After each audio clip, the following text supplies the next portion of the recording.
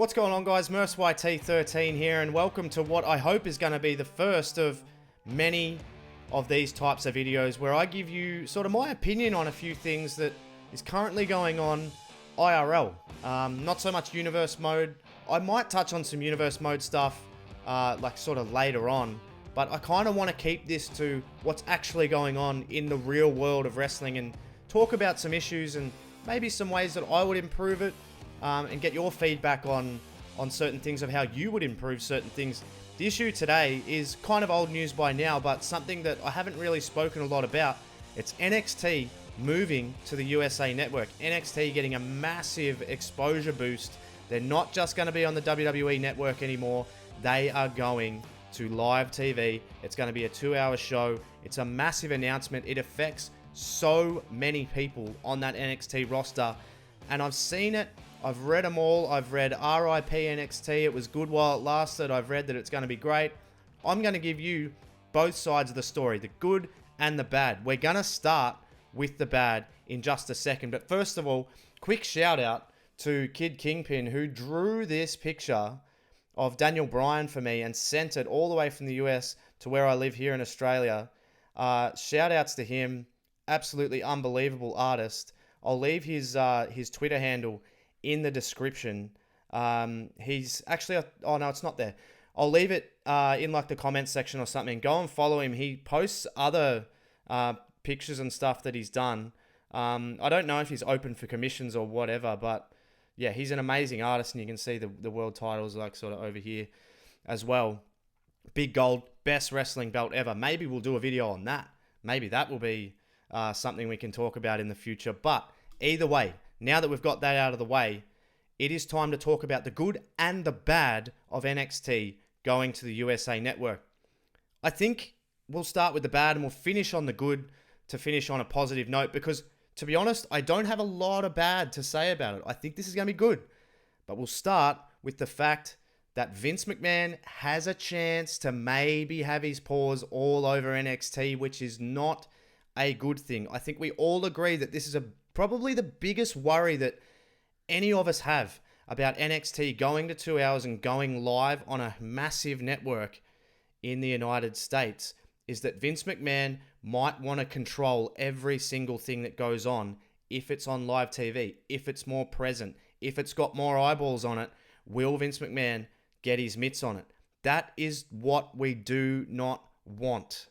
As far as we know, I always say this, for as much as we give Vince McMahon, all this anger and this hatred and this vitriol, we have to praise Vince McMahon for the good things that he's done.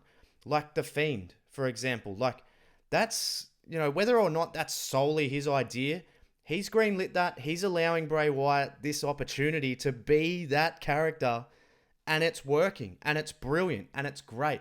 So you have to praise him. But, he hasn't got the greatest track record lately in terms of long-form storytelling, which is everything that NXT has had. And if you start to take that away, if Vince McMahon starts to want to micromanage NXT, you could run yourself into a hell of a lot of issues, and you could alienate that hardcore fan base that has made it such a palatable product to put on TV in the first place. So my biggest concern is that the main roster machine will churn through NXT and we'll start getting 20-minute opening show promos. We'll start getting all of the rubbish that comes with Monday Night Raw and a little bit of SmackDown Live. It doesn't really sit well with me if it starts to look like a main roster sort of prospect of a show. That's going to really be telling. In the first sort of few weeks, they're going to 2 hours, they're on live TV. Will Vince McMahon have a huge influence over it? I'm not saying that it would necessarily be a bad thing if Vince was overseeing it, but if he starts to impose his ideas that he's had for Monday Night Raw and he's had for SmackDown on occasions, that could be a problem. That could be a problem going forward.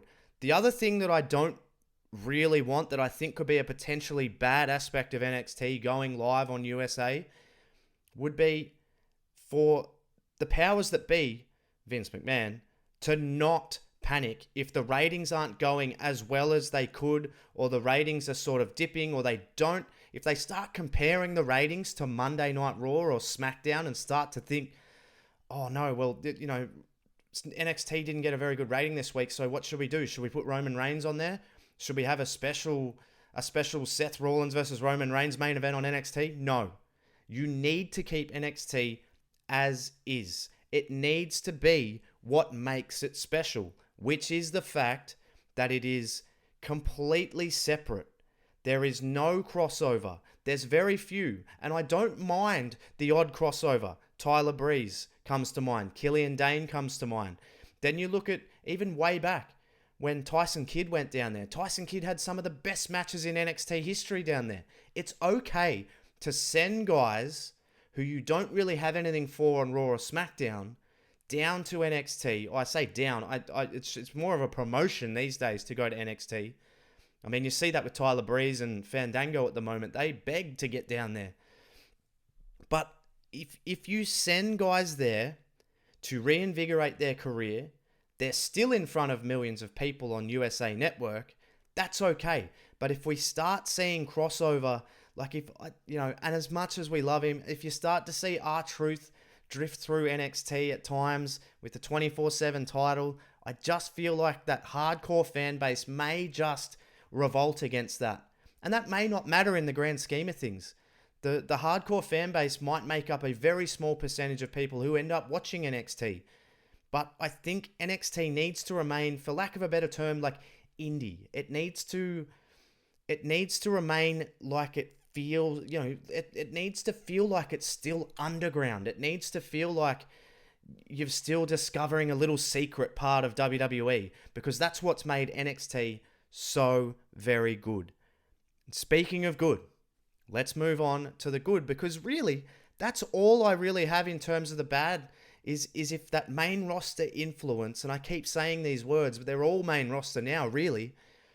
If that influence from Raw and SmackDown comes over, it can be a problem, because then you'll have three brands that are just exactly the same, and it'll feel like it's just being churned out by the machine.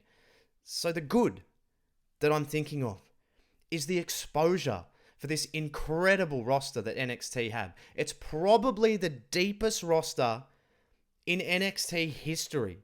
Even since the class of Owens and Zayn and those guys, they didn't have the depth of talent that they have there right now. Just look at the breakout tournament that's just happened with guys like Trevor Lee and ACH and Swerve and all these guys. Strickland is just unbelievable talent.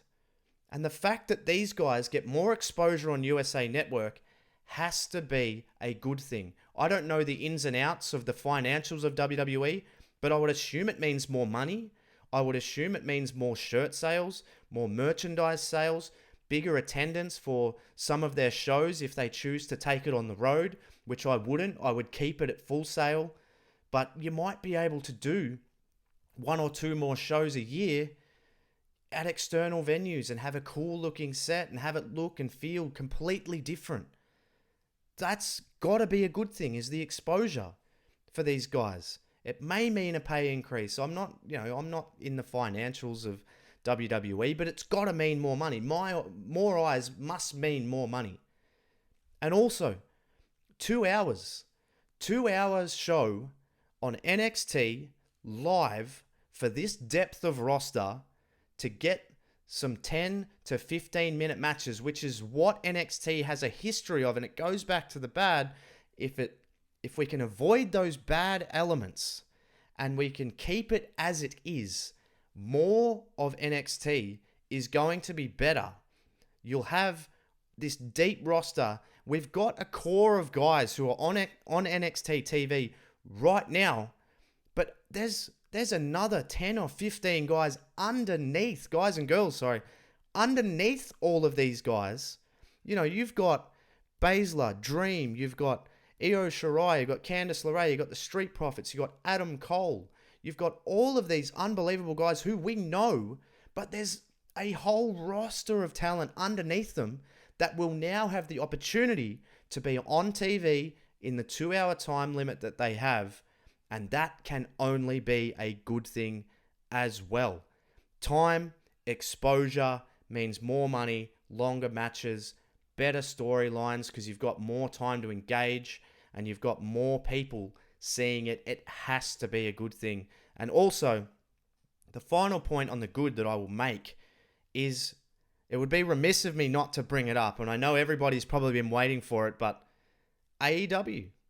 AEW and NXT are going to be going head to head. Correct me if I'm wrong, but I think they're going on at the same time live for the same amount of time. It might be an hour difference, I'm not sure. But that's got to be good. Healthy competition, regardless of what it is, whether it's pro wrestling, whether it's sports, whether it's movies, whether it's TV shows, whether it's anything. It brings the level up. It brings everybody's level up. It makes everybody better. And that is going to serve us well. And one point that I want to make, that I've always wanted to make, and I say it all the time at nauseam on my Patreon Discord, and you can find out all the details about all that below, is you don't have to pick a side. You don't have to be in the AEW camp. You don't have to be in the NXT camp or the WWE camp.